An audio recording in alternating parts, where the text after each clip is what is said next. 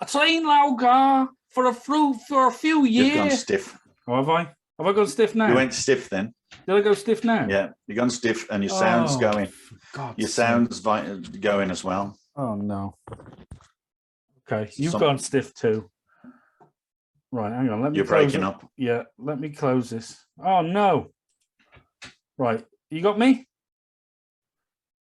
Hello? Yeah, hopefully. Yeah. Hello? Well, you're gone. Yeah, you're back there. Am I stiff or not?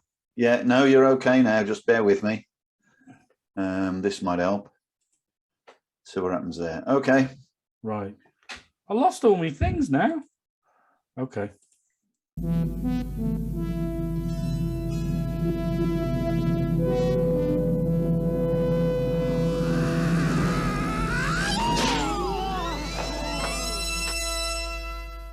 You fight before? Yeah. You good? Yeah, I'm good. Good defense? Yeah. Must train different in America. Your defense stinks. You are the new student. Come closer.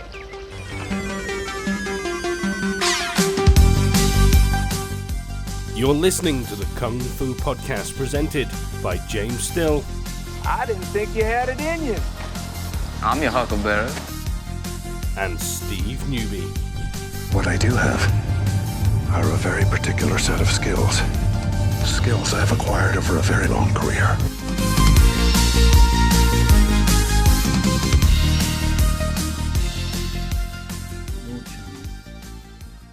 Just for the listeners, you give me half hour to think of something to talk about. Well, no, actually, I've given you like 2 weeks.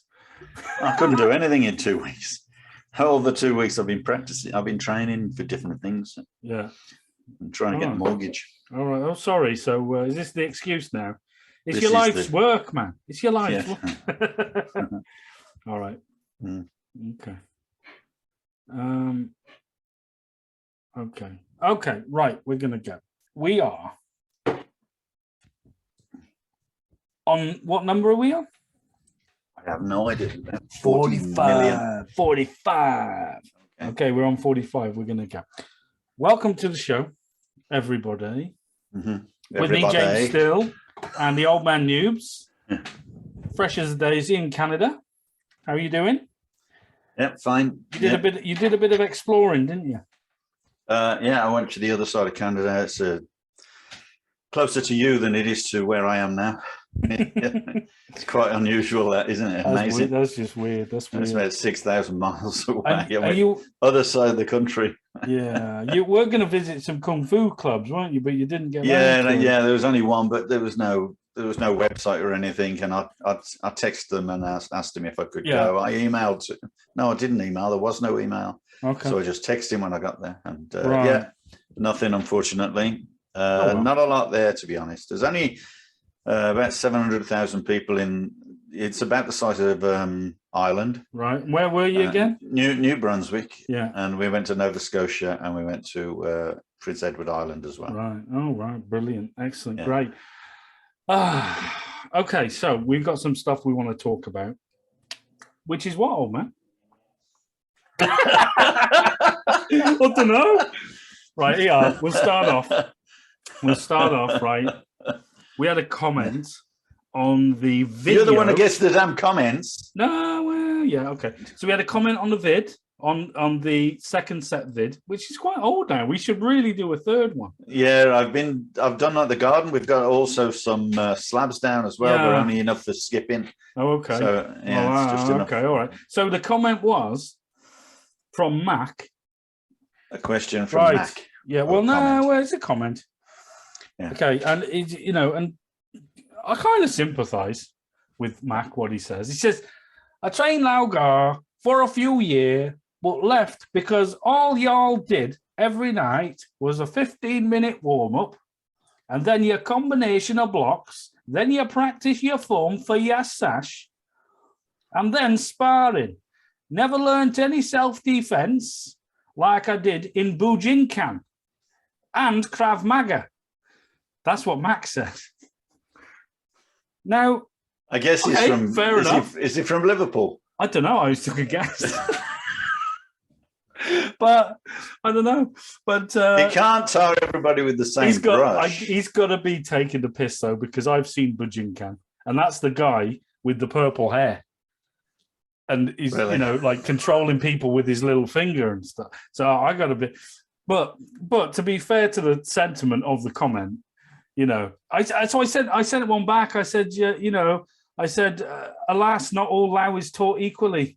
Where did you train? Yeah.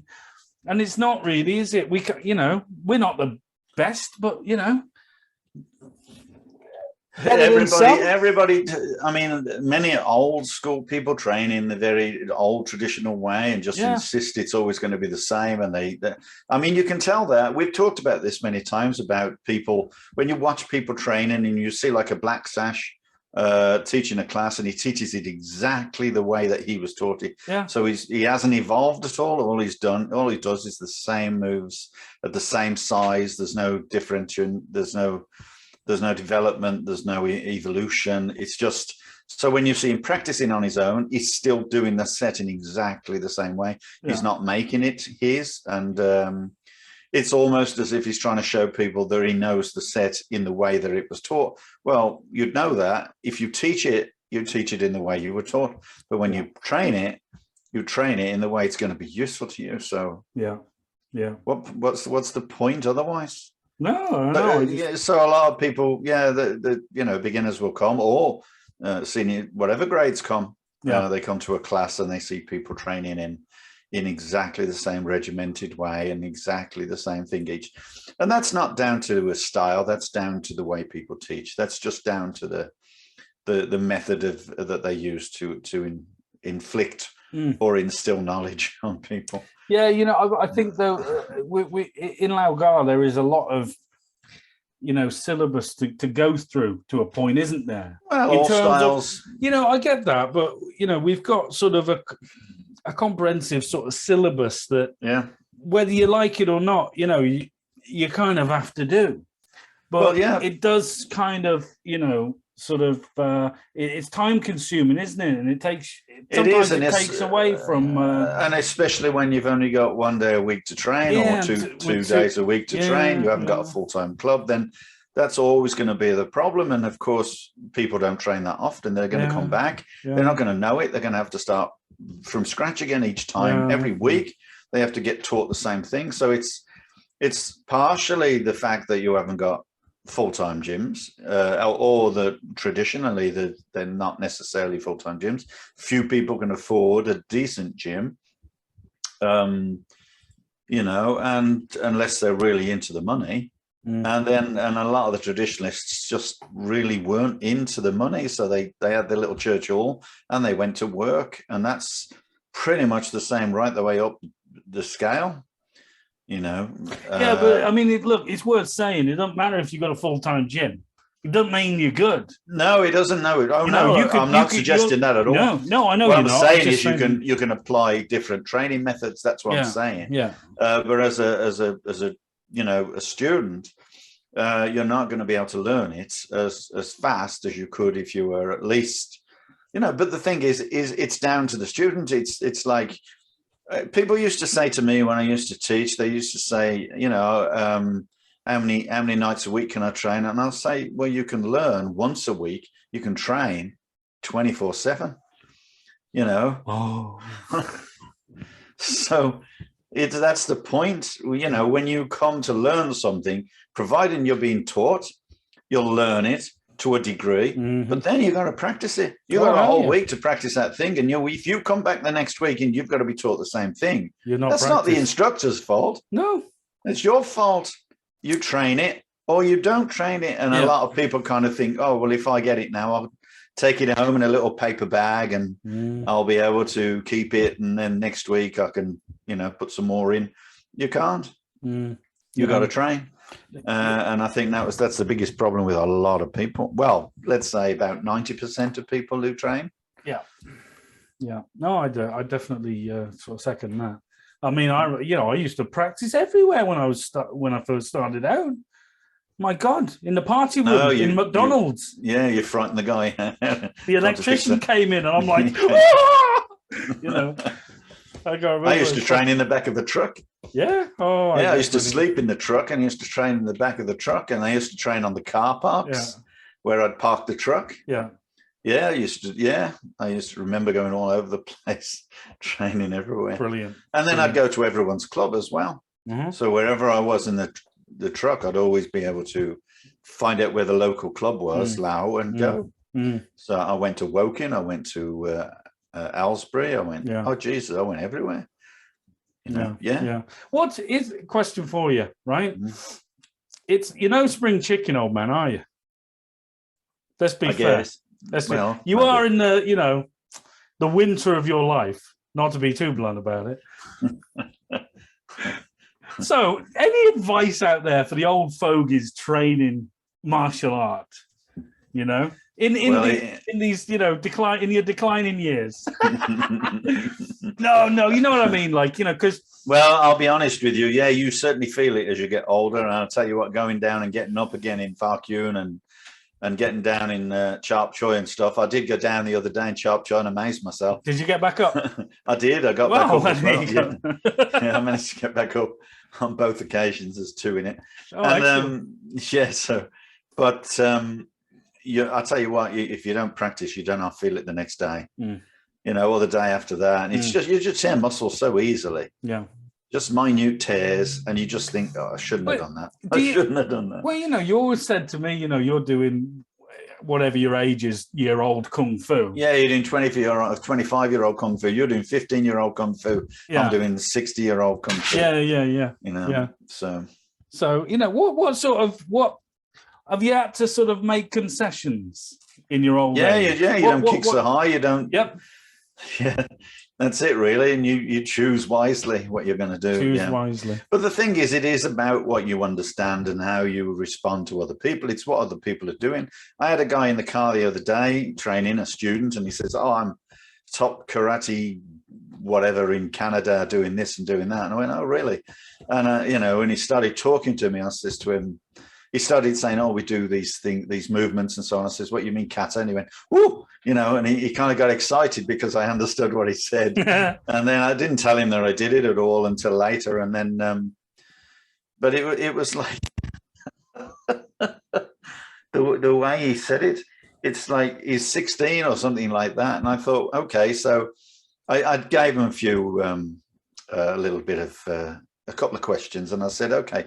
You're going to throw a punch at me. Where's my target? What am I going to do? How am I going to counter? Right. And I went, oh, well, you've got the face and you've got the chest. And I says, no. I said, I'm going to punch your arm. I'm going to punch your arm because your arm is the closest target. I says, if you kick me, what am I going to do? And he went, I don't know. And he still didn't know. Top guy in Canada. Yeah. And I says, I'm going to wrap my knuckles across your shin. Oh, that'll hurt, he says. I thought, do you know what I mean? It's just like people don't see what is the simplest method. Right. And they're always looking at, oh, I've got a target in front of me. I've got to reach it to this. I've got to open him up and I've got to do this. Yeah. No, as you get older, you ain't got time. You ain't got the power. You haven't got the strength. Yeah. Or the speed. And therefore, you've got to have knowledge about what he's doing and how he's doing it. Mm-hmm. And if he's going to throw a punch and you've got the time, you've got a lot more time to see it. Simply if you hold him back there, and I think you can anticipate it a little earlier. So hopefully anticipation becomes the most prominent thing. Speed becomes less effective, and so does power. Yeah. Well, so can you define what exactly you mean by speed? Because we kind of, I'll suggest that speed doesn't just mean how fast you can throw a punch or a kick. No, that's right, because you will get to a certain point with certain people, like people in the same class or whatever, where you will equal them at the same, and you will not be able to get any faster than they are. You'll get as fast as them. So the next opportunity for you is to slow them down. Yeah. So if you can slow someone down, that makes you faster than them. Yeah. So that's the objective, really, is to force other people to slow down. And often that means, creating some kind of pain, creating some kind of distance, or creating some kind of obstacle that will make it very difficult for them then to compete on the level they hope to. Yes. You know, you put obstacles in their way, it's very difficult for them. I mean, a typical example is if someone's crazy and they're mad and they're trying to get at you in a pub and you throw chairs in the way, it's going to slow him down. And it's also going to make it very difficult for him to actually keep his balance. If he's falling over chairs, gives you the opportunity to be able to hit him or escape. Yeah, right. So there's a typical example of how you would slow someone who's much faster than you or stronger than you down. Yeah. I mean, but that's so basic, it's untrue. So, but that's what I'm talking about. You're old, you're wise. You don't really want to go in the places where you may get in a situation anyway. No. And you can easily diffuse situations. And you know what? Very few people, only complete lunatics, are going to be, trying to hit old people. But of course it does happen. Yeah. Yeah. But they kind of think they're already dominating you. Mm-hmm. They already think they've won the fight. They haven't even started yet. So when they want to argue with you, particularly in road rage situations, for instance, road rage, when they know that you're an old man, they say, "Oh, shut up, old man," or whatever, and then you clout them in the neck, and they shut up. Did you do that? Did you? I have done. I've done it. Oh yeah. No, it's just I don't. Like I'm 37 now, and I kind of. I'll do things and I'll go, oh yeah, me knee is knocking a bit, and what? Oh, this wasn't like this 10 years ago, But at the same time, I do I feel mentally, a bit sharper. I feel sharp. Yeah, in my head. no. I feel I could pick up a 21-year-old girl in my head. It ain't gonna happen. No, and I don't mean weightlifting. I know what you mean. So, yeah, it's funny because we get a lot of injuries. Mind you, I mean, a lot of guys I teach are sort of north. Yeah, that's. I mean, athletes have a certain shelf life, and that's it. Boxers have a certain shelf. I mean, look, how many older boxers do you see, and then they come out of retirement? Yeah, but that's a sporting context, though, isn't it? When it's a physical context. But when you're talking about martial art as in the physical, in the context of physicality. You'll be the first to say, well, it doesn't matter if you're fit or unfit, if you've got good science and as long as you practice it, and as long as you can react, and as long as you actually can move and apply the technique or, accept a technique, in other words, get hit. Yeah. As long as you've trained, you can't just take a sloppy body and expect it to become good just because you have knowledge. I'm not suggesting that for a second, not for a second. But I am suggesting if you've trained in your lifetime, then you should be strong. You'll be stronger. Yeah, well, it's with all sports. You'd like to think. I would like. Yeah, I'd like. I'm still dreaming. Yeah, yeah. No, it's just that's all. Yeah. Get a few more injuries. And the trouble is, your attitude, is there as well. You're kind of cocky. Yeah. So as long as you don't put yourself out of your depth and get out of your depth. Yeah, you can't expect to be able to, defeat crazy, strong people. Yeah. So, but you don't have to, because when is there any a time when that happens?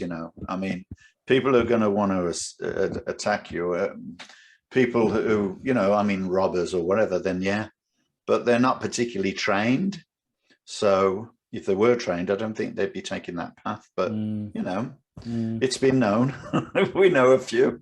So. Yeah, no, absolutely. Yeah.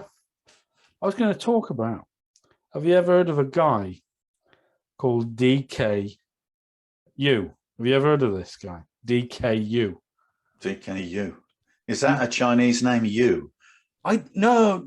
Or is it just YOLO. DKU, DK. like the drink DK? DK, the letters, and then U, YOO. He's a Korean dude. You, okay, yeah. You. And you might have heard of him because he doesn't like motorbikers. He keeps hitting them with the helmets on. And if you know DKU's coming to town, invest in some motorbike helmet shares because he's going to be wrecking them all with his back fist. I'll show you who DKU is. Watch this. Oh. So the DKU's in the red, by the way. Yeah, I figured that. Just so you know. And I told you he doesn't like people with crash helmets on. Yeah. Give me your initial thoughts. What do you think? Doesn't want to hurt his hands, does he? Well, he's not doing anything different to anyone, doing a back fist. But they already know that he's doing a back fist as well, you know. So I guess that's why they want to wear helmets. Yeah. He's a bit of a controversial figure, is DK Woo. But he likes to throw some power, and I mean, don't you think that everybody who creates these kind of videos are demonstrating how powerful they can be by getting the people to muck up in safety equipment, whether it's a helmet or a big Mr. Blobby I like uniform. that one. I like that one. Sorry. Yeah. Oh. Yeah. So it's basically demonstrating the same as everybody else would do.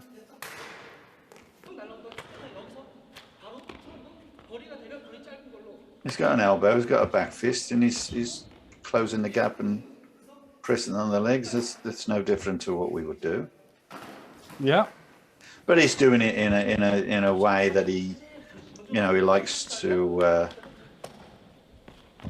Obviously he's stacked them all up with safety equipment, including a helmet, and yeah. I'll tell you something. If they're their helmets, or if they're the, I think they've probably been a bit tight on the budget with their safety equipment. Well, there's not a lot of fun. I was expecting a foam man, but yeah, that's DKU. Now the thing with DKU is he's on an individual level, he looks all right doing it.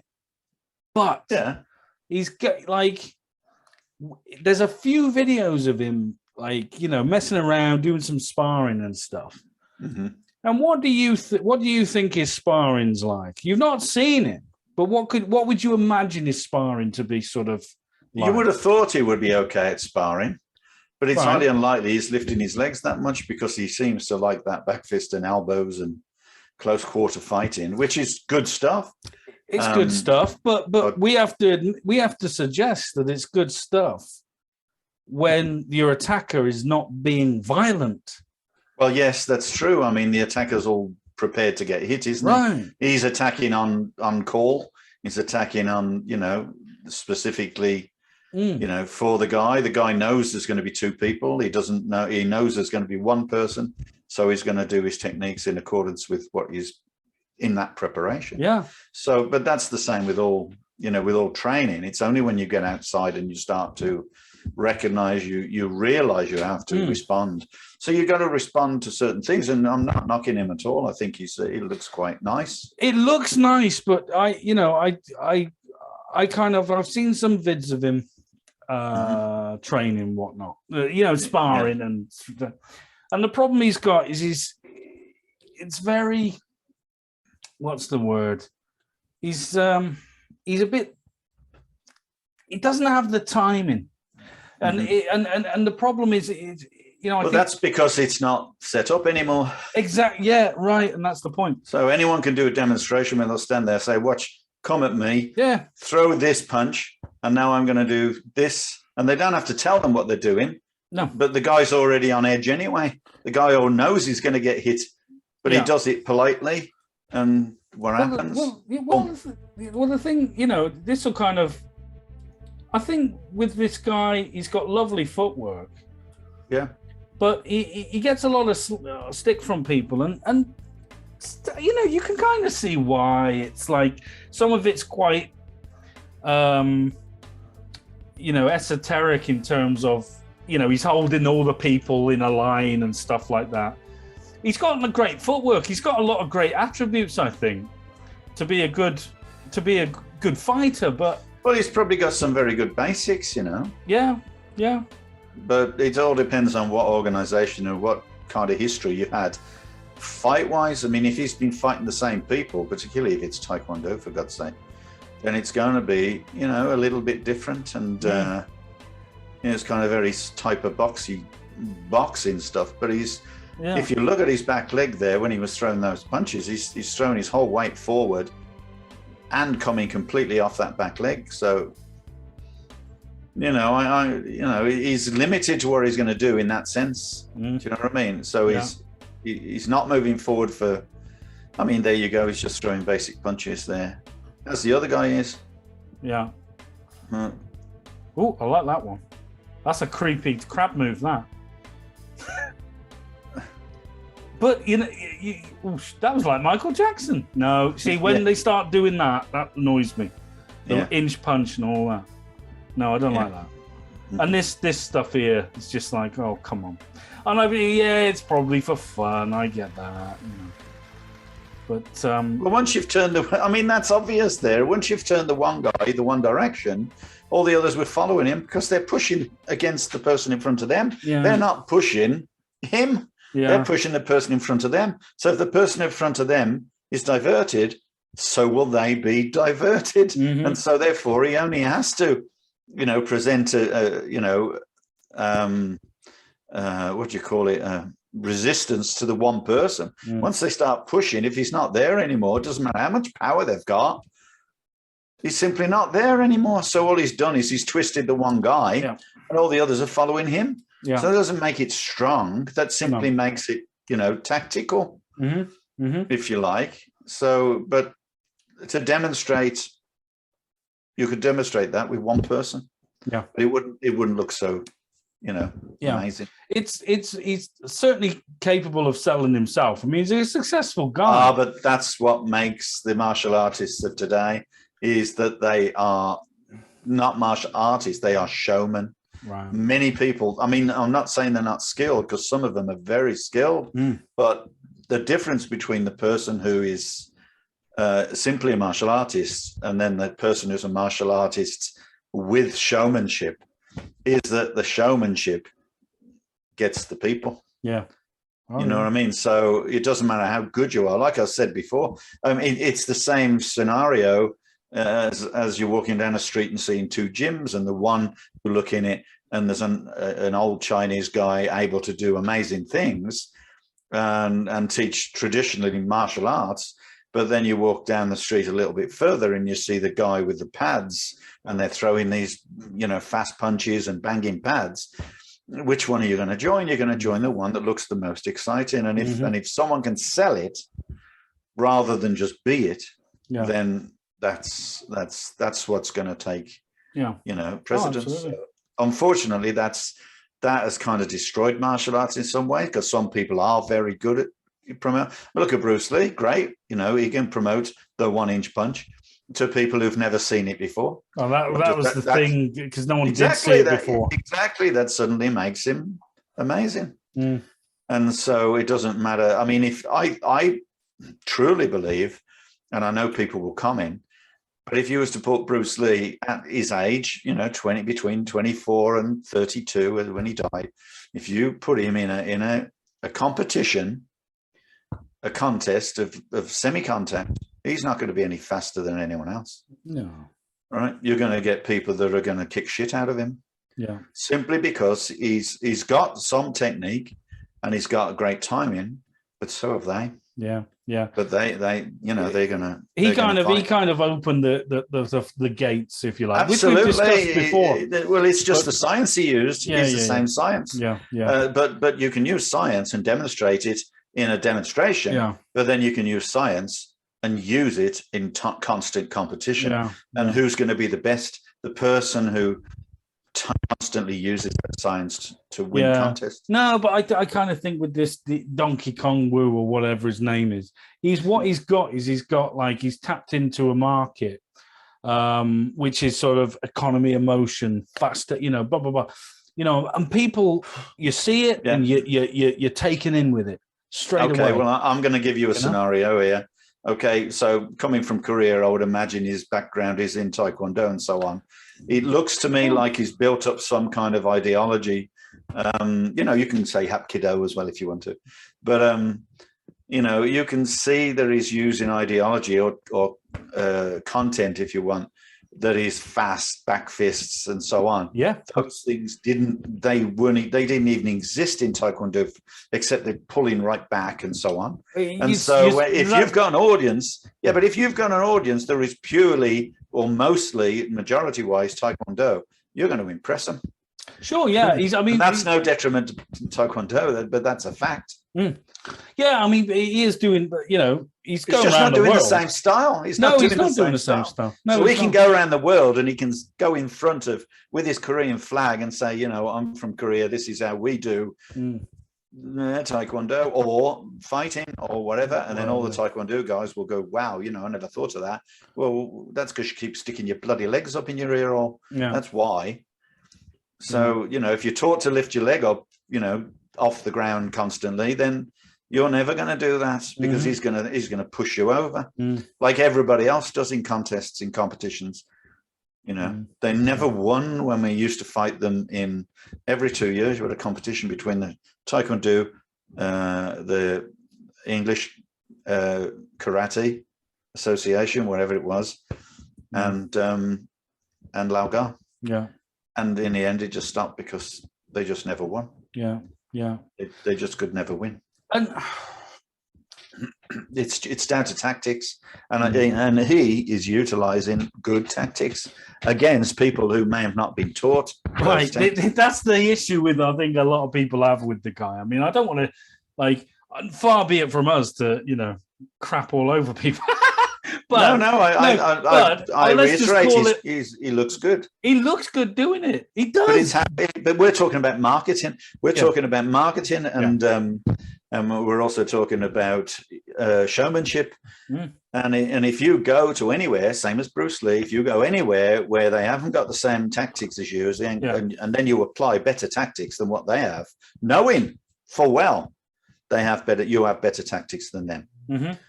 Then you're going to win. It's like saying, you know what, I'm going to go to a banger race with my Ferrari, and I think I'm going to win, right? If it's a straight run. Yeah, yeah. And yeah, you will. But, that's if you like, you're just not taking the same material. You're not taking the same equipment, if you like. Yeah. And that's why you'll always look good when you go out and do stuff like that. Yeah, and we've seen many of it. Scott Atkins is a typical example. Showmanship, Jesus, he had showmanship because he's a good actor.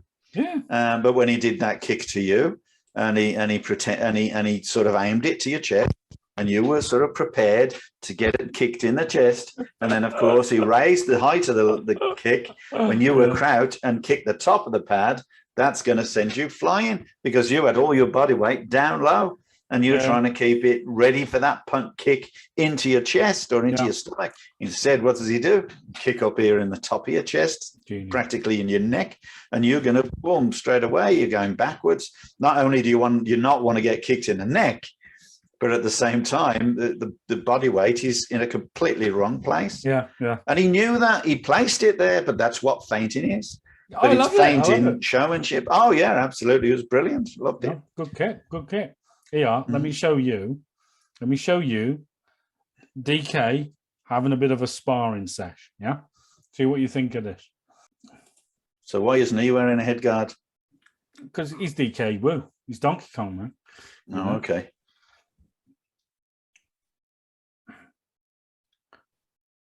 He's only got one glove on as well. Well, yeah, that's a bit. Right, he's pretty obviously he's going to do a back fist then, isn't he? That's it. It's as simple as that.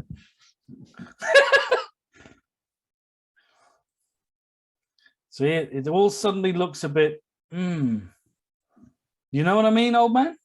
Yeah, he's getting it. There you go. Yeah. But the guy's not following up either because he's being polite. Well, yeah. And I'm sure this guy you've got down in the corner there, whoever he is, some MMA fighter, he's probably commenting the same kind of things. Oh, yeah. Oh, yeah. Yeah, because at the end of the day, that one guy's got his hands hanging down, doing nothing. When he does throw his punch, he's going to see it anyway because it's just too low. But he's not following anything up. So basically what is happening is the guy is moving every time he moves. And eventually he's hoping to hit him with a back fist. No, but he isn't doing anything. He's actually not applying anything in his...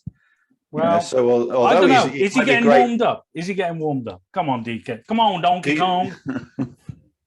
No. Oh, he did the nose flip.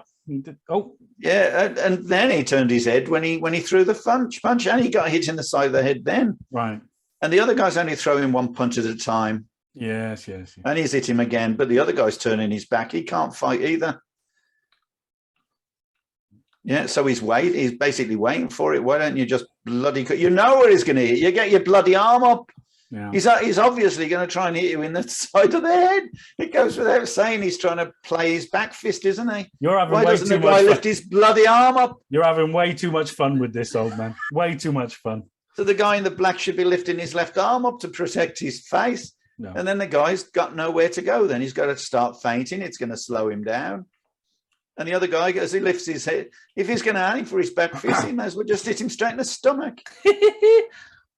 I like DK's foot. Back fist, stomach. There you go. We got it. Yeah.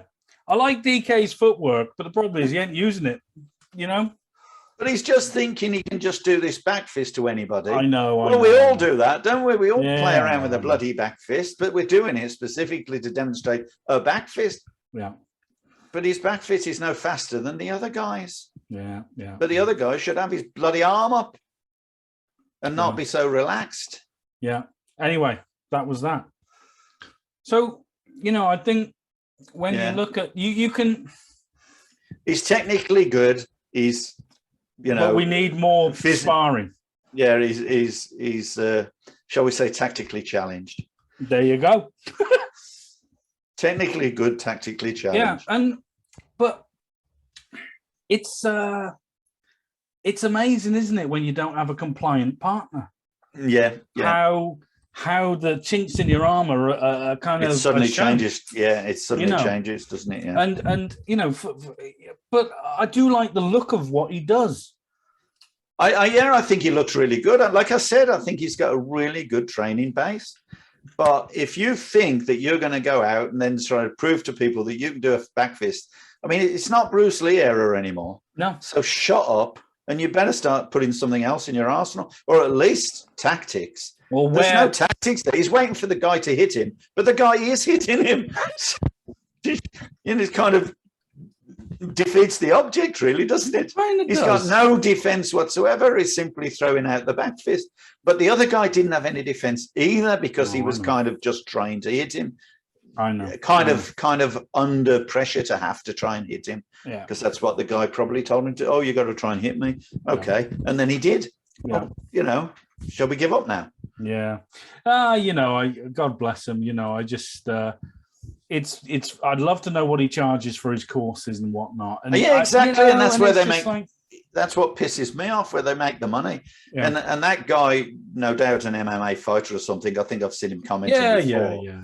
They're embarrassed by it too. They hate it, and it just feeds them. That kind of demonstration just feeds them. Yes, but it rubs off on. This is where you've got a lot of the animosity towards traditional martial arts. Yeah, because ultimately that's what this Wu is trying to sort of promote. Well, in a way, it's not.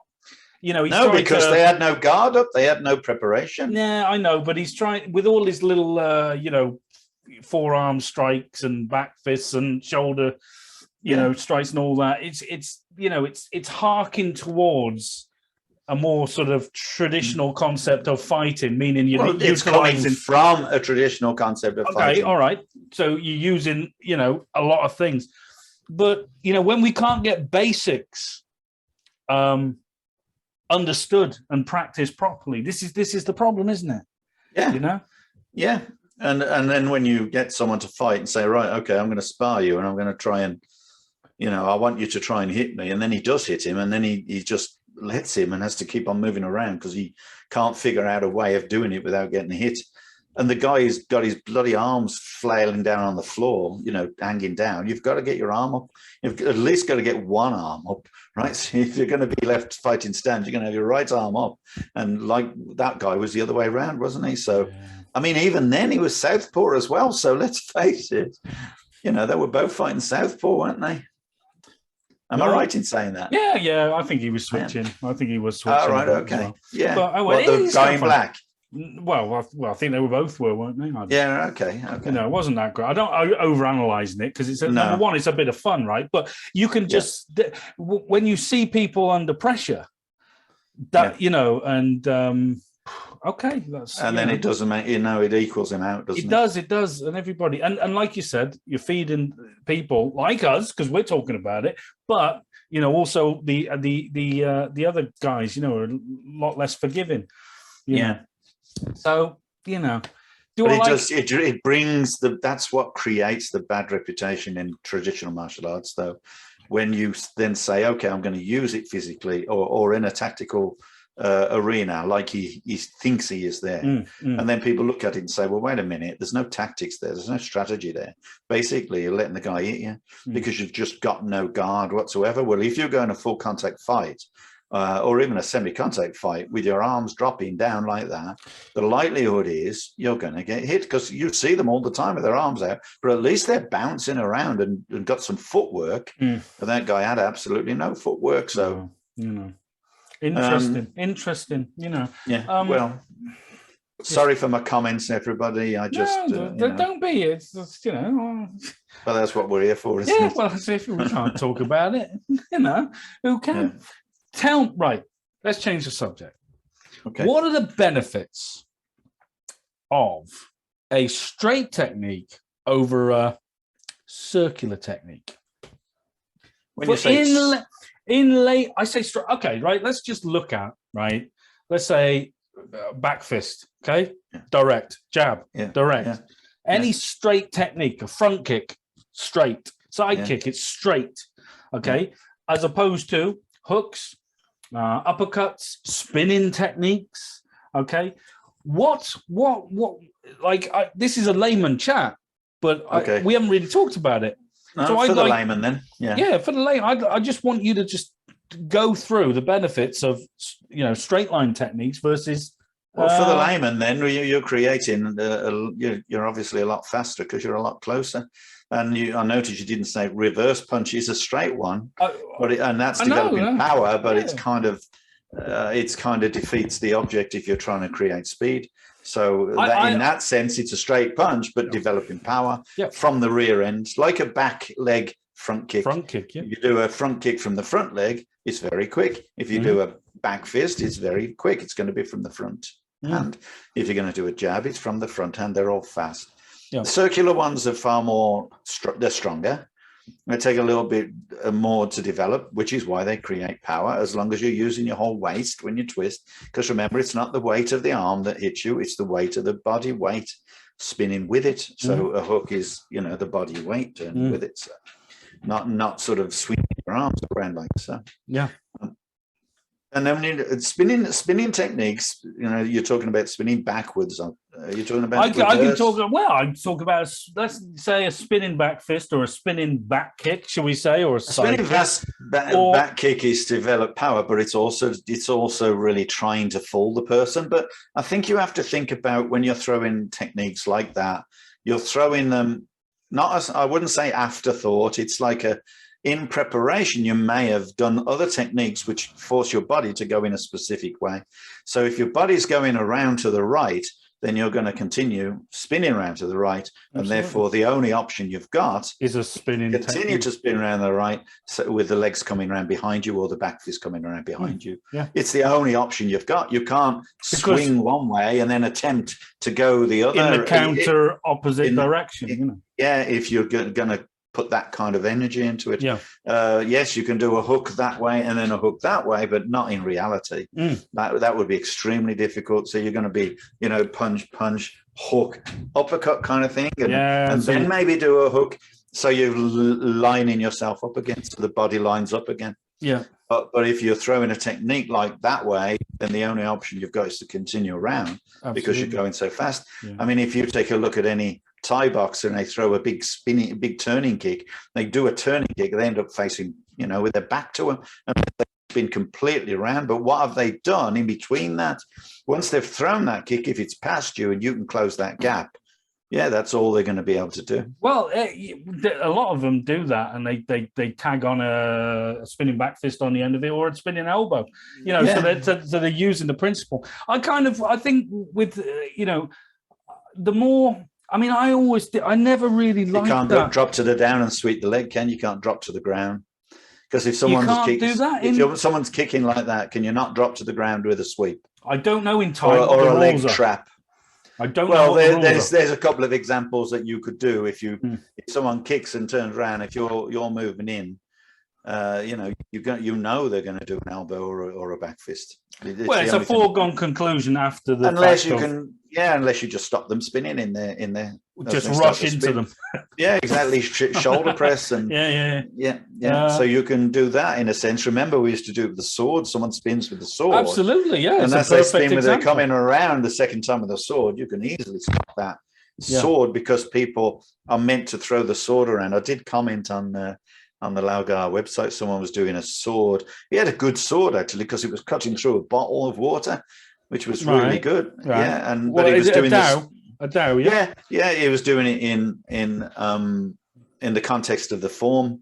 So he was spinning around and then chopping. But the trouble is, as he was turning around to chop, his leg had already arrived. So his leg is the target. Yeah. So if you're going to spin, you've got to spin that sword around before your leg gets round. You've got to chop the head off the guy first before your leg comes around. Otherwise, he's just going to see the target down there and he's just going to be able to. Oh, we got a video on our YouTube about that. That's John talked about that very thing. It's and to be fair, it's a hard thing to do, isn't it?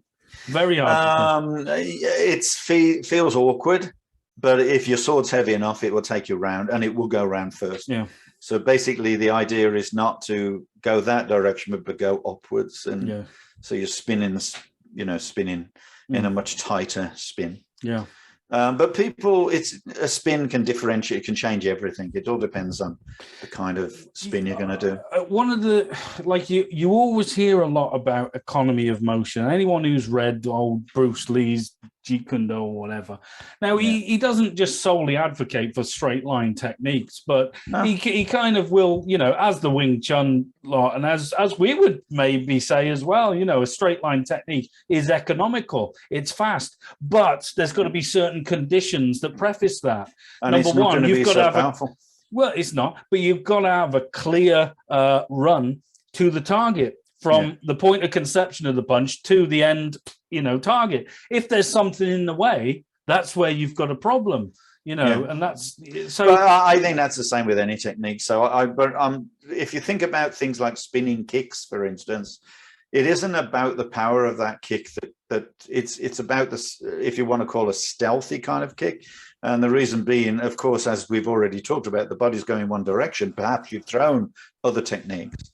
And when you do that, therefore, it's the back leg, remember, that actually does the kick, which means by the time you spin around, that back leg is now the front leg. So you've actually moved a lot closer to the individual, to the target, than that he would expect you to have been. Yeah. So that spinning kick actually extends the length of your kick or your technique, if you like, when you do a spinning kick.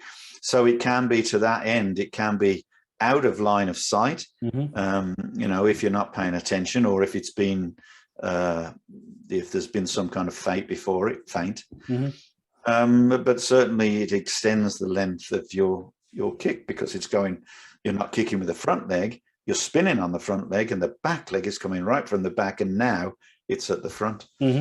You know what I mean? So it's extended the length of the technique. So it is, for that reason, a spinning kick is actually a very, very long technique for that reason. But again, and it's difficult to stop if you're out in line of the actual, the foot or the weapon, if you like. Yeah. If you can move in, you could just walk in. Yeah. That takes a little bit of understanding. Where's time? That's a good time. Again, like with the sword always puts people off. if you're spinning a sword around and someone, we just used to walk straight in as the sword was coming around, they go to do it again. If they didn't get that leg round, the sword round rather before the leg, you just walk straight into them. It'd be so easy, and you just chopped them away. Yeah. And it was even with a sword, and as well as I do, if you tell someone to run around a gym, and you get a couple of people to hold a stick out, or one person to hold a stick out at a certain height, they can jump over. Then they will run around and easily and quite happily jump over that stick as part of their training. They'll just keep jumping over the stick as they run around. If you then change that stick and put a sword there, a sharp one, psychologically it changes, even if it's the same height. Yeah, it changes because they then think about the risk is greater. Yeah. And that's so that totally, when someone's throwing a sword around, it's a really great method of training psychologically. Yeah. Because if you can move inside a sword, then you've kind of, got a good idea of what you need in your head to do it. I guess it's that you can't answer that question and say one's better than a straight line or a spinning technique, one's better than the other. It's different. They have their own merits, I guess. Yeah, I like some spinning techniques. I like because they have the ability to nullify a technique from an attacker, right? So, for example, if you've got someone, let's say, throw in a front kick at you, right, and you execute a spinning kick. Yeah. What you've inadvertently done is you're creating,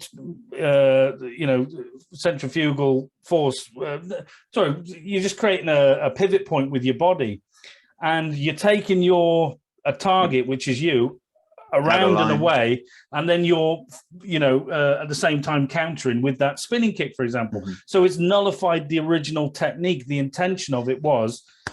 Because you've taken the target and turning it around, Well, it's like if you think about when we talk about reverse turning kicks, they're not spinning techniques, if you like, but they're reverse turning kicks. And that is, in other words, that's a hook kick. Yeah, people would know it as a hook kick.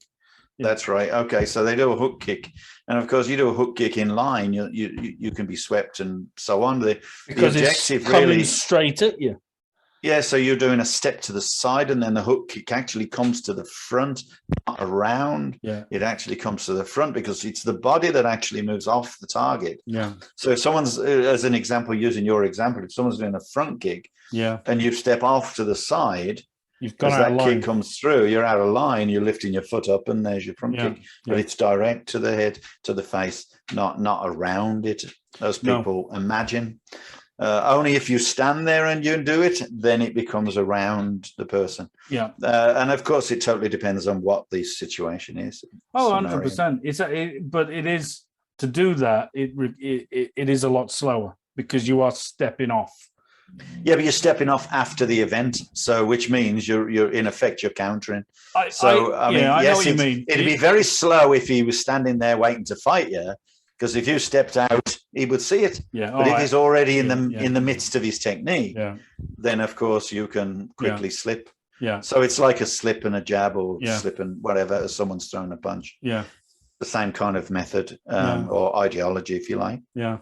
Oh, it's interesting that I remember a lot of people. I mean, when we look at the Lao syllabus doing the reverse turning kick, there's an awful lot of people doing that in line, isn't there? Yeah, that's right. Instead of stepping around, they step in front of themselves, which makes it a very unbalanced situation because now both legs can be swept. Yeah. So it's I think that the kind of thing is a good counter technique, not a start technique. Well, I mean, there are people that can do it like that, but it all depends on who they do it to. It would have to be a counter, wouldn't it? Because the effect you're going offline. Yeah, it depends who you're fighting. Yeah. So the argument, whenever we make an argument about technique or whether it's good for this or good for that, totally depends on who you're fighting. Oh, 100%. Because if they don't see it, then it's that's the problem. Yeah. Yeah. Yeah. No, it's I do like that. I mean, I love the fact that they're viable. And I used to watch a lot of Muay Thai fighting, and I hated when they threw those turning kicks. Yeah. with such tremendous torque and power, and they would end up spinning themselves around. And I'm watching it going, that's the point in which you would close the gap. That's it. That's it there. But then, you know, but then you look at it in the context of the rule set they're fighting in. And actually, in a way, you can see see why they're doing it, and it makes sense. Yeah. I think if we look at it, it's like if I look at something from a fencing point of view and try to apply it or from a sword fighting point of view and try to apply it in fencing, it doesn't compute, does it? Because the fencing always wants to be quicker than the sword fight, you know, loosely. So again, it depends on the weapon, and therefore the tactics will be different.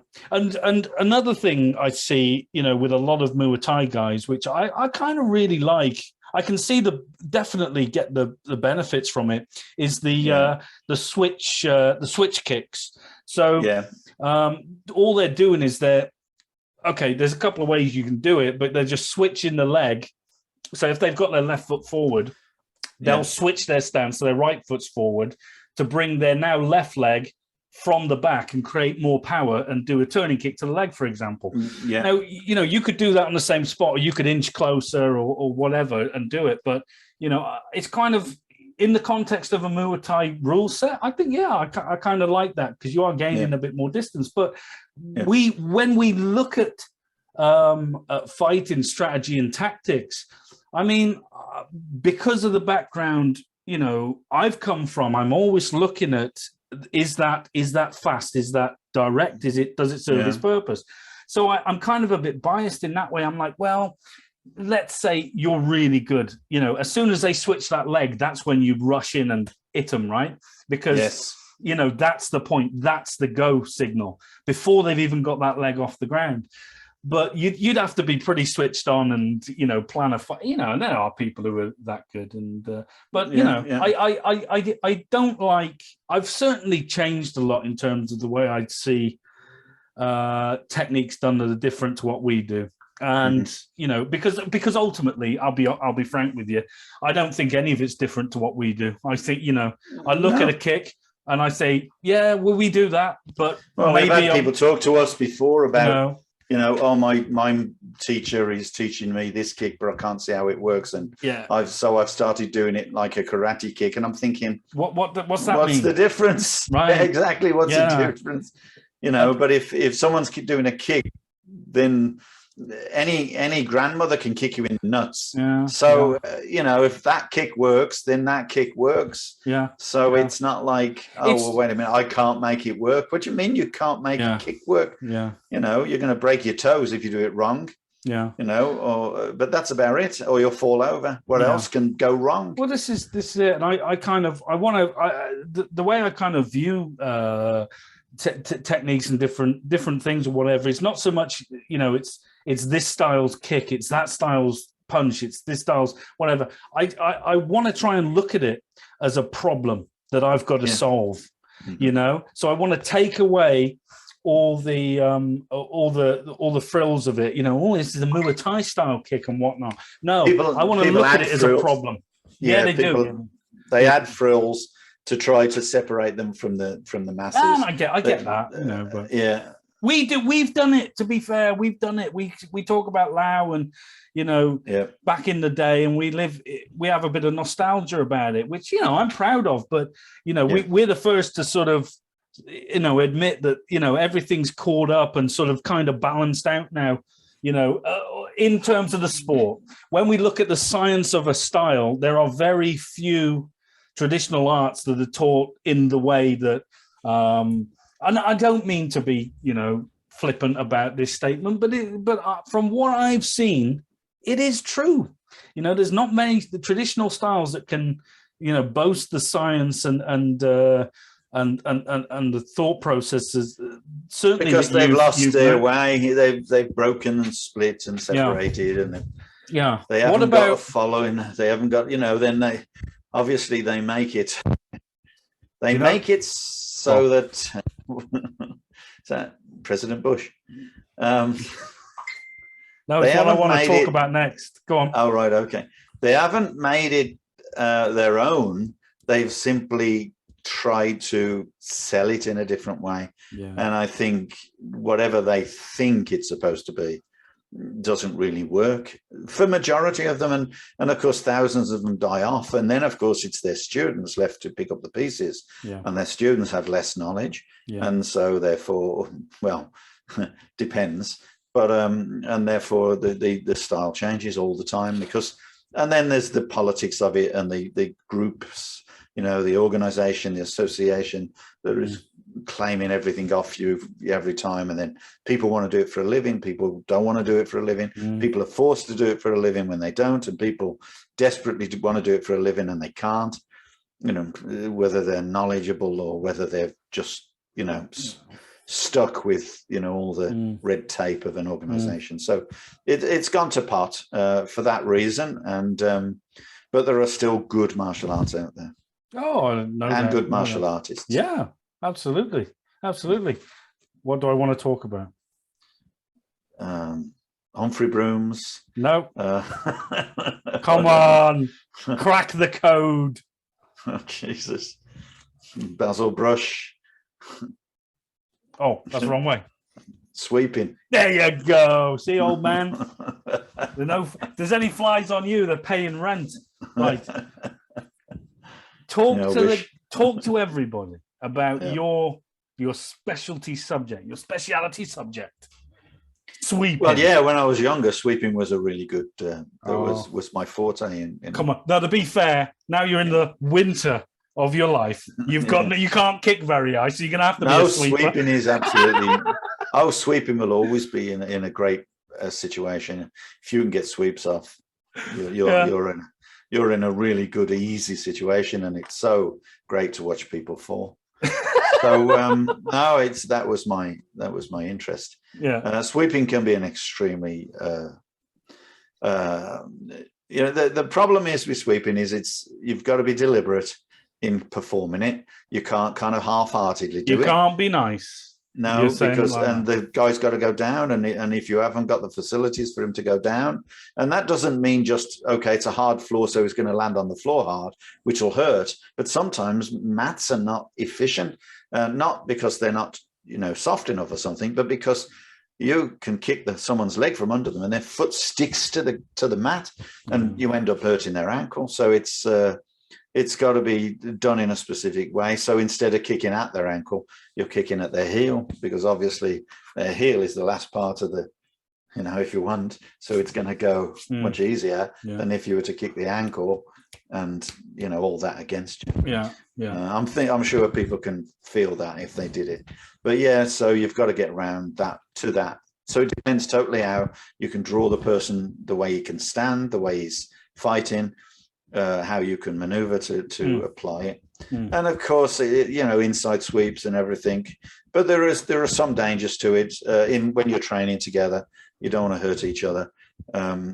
So it is a very kind of iffy subject for a lot of people to learn. Well, okay, with that in mind, could you kind of possibly classify certain types of sweeps? Could you give us a list of different types of sweeps? In the broad strokes, what are we? What kind of? I only ever did one sweep, and that was against the back leg. I used to run in and like back fist reverse punch type of thing, and just run in and kick. And as they try to respond to what I was doing, I would be able to sweep the back leg, because they usually take their weight backwards as they're going backwards, so it kind of assists it.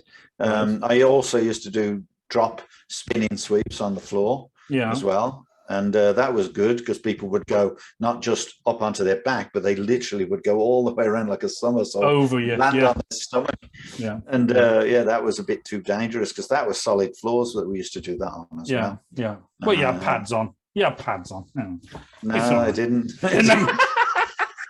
Oh, I thought at least you'd have some other gloves on. At least. No, they used to. Yeah, they used to land on that floor hard. Okay, right. So I'm not asking you to talk about sort of or classify every technique of sweeping, but maybe outline some sort of basic principles, or Well, yeah, if you want to sweep, I always say that if you want to sweep, you've got to be standing where your target's standing, because if you try to sweep from a distance and try to kick his leg, and he's standing there or he's moving back, then you're not going to do it. You're just going to hurt your foot.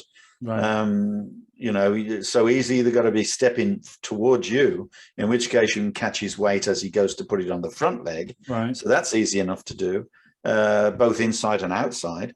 Or outside is a safer bet, but inside is an easier bet, but it's not so nice for him. No. And likewise, if you're moving forward, then he's going backwards. Then you'll go to try to force him to go backwards, in which case, of course, you can take the leg as his weight is moving backwards. Right. And it puts all the weight on that leg, but it's still easy to sweep because it's in transition. Yes. So, yeah, so that's the way I would do it. But you have to be standing in the exactly the same spot as your target is. In other words, like I say, you can't do it from a distance. No. That's what I'm talking about, the back when he's moving backwards. You've got to go where he's. If you look at a front leg sweep, then you could be moving backwards with him. Yeah, but you're moving with him then. Yeah, but for a front leg sweep, even if you just check the leg to momentarily take it off, then if his weight's not on it, but he's coming forward, then yes, you can. Yeah, yeah. But don't leave your arms hanging down because you'll just get smacked in the mouth. Yeah, well, that's the problem with it. Any inside sweep, because you know he just has to stick out a punch. That's why it's got to be stealthy. Yeah. Yeah, that's where it's got to be stealthy, and he's got to be kind of trying to defend himself as you do it. So you're really trying to take up all his attention. Attention. Hello. Yeah, his attention has got to be up here. Yeah, yeah. And completely irrelevant down there. Yeah. And of course, when they're doing kicks as well, spinning kicks, reverse turning kicks, they're easy to sweep. Yes, yeah. If you can classify a sweep in your what makes a sweep as opposed to a leg kick? It's got to be hitting the floor. You've got to be sweeping it off the floor. You can't be kicking the calf. So when you say off the floor, imagine if your foot is flat on the floor, you're scooping it up. That would be a sweep, right? Yes, that's exactly. Yes. But if you are kicking the calf, that's or not the back of the leg. That's a leg kick. Right. So we've got to be, clear about this. Yeah, because there's why can't not allowed in a lot of competitions. So okay. So, but semi-contact anyway. What if my leg kick is really low and it kicks his ankle? Is that not a sweep then? To be honest with you, it all depends really on how, what you do. If you're kicking it with the inside of your foot, in other words, the bottom, the instep of your foot. The instep, right? That's the top of your foot. The top of your foot. Yeah, the top of your foot. foot. You're going to break your bones. Yeah. You're going to hurt yourself if you're kicking his ankle. Right. So the idea is literally to scoop it like that. Right. Yeah. Okay. If you can scoop it, then you're going to do less damage to him, apart from the fall, of course, and then less damage to yourself. But particularly, you're worried about yourself. But what about when you do a spinning sweep? Isn't that classified as a leg kick? No, because you're still going right to the floor and your foot is sliding along the floor. Right. So there we go. So if you're sliding along the floor, if you're in contact with the floor. Yeah. Right. Yeah. So basically just drop to the floor and sweep. Yeah. And just spin your foot round as if you were wiping the floor, literally sweeping the floor. With your leg. Yeah. So it's totally as low as possible. The lower you go, the easier it is to sweep him. Obviously, the more weight above. What's the other one I remember George Shaw doing? Someone would throw a front kick to him, right? And as that front kick's in the air, just before it lands, with his lead leg, he'd hook their front leg with his lead leg and drag it backwards, so they couldn't put it on the floor to land it properly. So they do a front kick, and like you do a front kick, you want to land it on the floor, and then you just tip it. As they go to put it on the floor, you hook it up with your leg and drag them back. And they that's right. Yeah. They do the splits. Yeah, because as long as their weight is coming forwards, otherwise it's difficult. Yeah. Their weight's got to be forwards as they do it. So if they are trying to reach you and you're moving backwards, encouraging them to, and then that is a very, very simple sweep to do. It's very and it's gone. Yeah. It's like a leg check, as you say. Yeah. It's very simple to pick them up, to take them from that, because there's no weight. No. There's absolutely no weight on that leg, and they just, it's coming. It's on its way, and that's why they go to put it down, but there's no leg to put it down on. The leg's now in the air. In the air, yeah. Yeah, and so they're just going to go straight down. Sweeps are a beautiful thing. They're always been my favorite technique, no matter what. And I've swept everybody that I've fought. Yeah, everybody. Yeah, absolutely. Yeah, no, I just thought we'd have a chat about that because I know how much you like them. Yeah, I like great. sweeps. I love it. I love it. I just wish I was better at them, to be honest. Yeah. Sweeps. Here's my wife. What? You coming in? Hey, Jackie, you all right? We're gonna have to go now. Okay. We gotta go. We've been told. No worries. Well, where are you going? We got to go to dinner. Oh, okay. All right. Well, that was we had fun. no electricity today. Luckily, yesterday. Yeah. Tomorrow is Thanksgiving in Canada. Right. And so most people have their Sunday roast today. Yeah. And of course, all the way up this street where they had the car accident, knocked down damaged some pylon, some electrical pylon. So no one's had any electrical day. So I have a feeling a lot of people are not going to be eating their Sunday lunch today. But we had yesterday. Okay. So because I had a day off yesterday. Well, because of Thanksgiving. No problem. You got to go. But before we go, we got to extend a big thank you out to everybody who's newly subscribed to us on YouTube. Yep. Thank you very much. We really appreciate it. And, as ever, send in some comments, some questions or whatever. More than welcome. Any ideas you want us to talk about, just send it our way. And we'll eventually get around to it. I think they get the colour of the cut of our jib, I should say. They get the cut of our jib, so we are prepared to, if people throw something at us and say, "Oh yeah, but what? Yeah, what about this then?" Yeah. I'm going to say anything is possible. Absolutely. Including be attacked by 2 dead turkeys. As you were. Oh. Yes, I have a bad thumb. Where is it? There it is. It's bruised. Yeah, I was sticking a turkey in the cart, and then the other one I put in and trapped my finger between them as I slipped out my hand, frozen. Yeah. What can you do? Well, I know. What can you do? Attacked by a dead turkey. And on that bombshell, it's goodbye from me, James Still, and it's goodbye from you. Yeah, Steve. We're going. Sorry. Yeah. But we got to go now. See you, gang. Okay. Thanks for joining us. Speak soon. What's that? They are. What's that? I can't see it. They are coming at 5:30. And no, I can't read it all. And don't have much time. Right. Okay. Now. All right. Go. See you, old man. Take care, gang. Thanks for joining us, people. See you soon on the next episode of the Kung Fu Podcast. You can tell we're not in control. What? No one is. See you guys. Bye-bye. Okay, bye.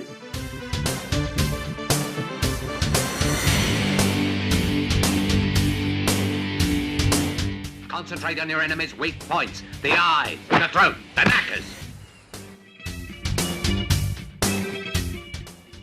Hi guys, thanks so much for joining us on the Kung Fu Podcast. If you like that and you want to find out more about us, you can head over to Facebook, Twitter, Instagram or YouTube and find us under SJN Martial Arts. And also guys, this podcast is available on Podbean and iTunes. So until next time, take care of yourselves and we'll see you again on the Kung Fu Podcast.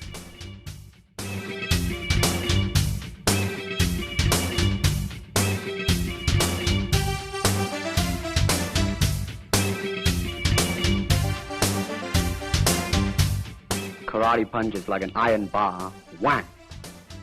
A Kung Fu punch is like an iron chain with an iron ball attached to the end and it go whang.